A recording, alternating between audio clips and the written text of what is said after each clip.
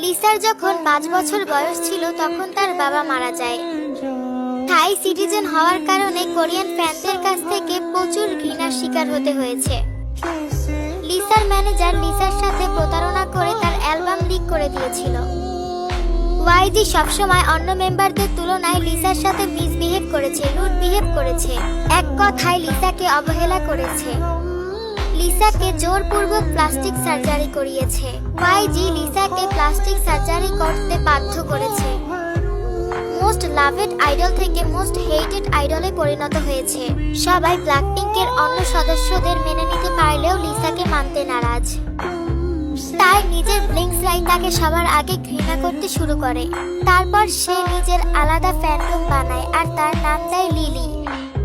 কিন্তু এরপরও ব্লিংসরা সবকিছুর জন্য লিসাকেই ব্লেম করেছে।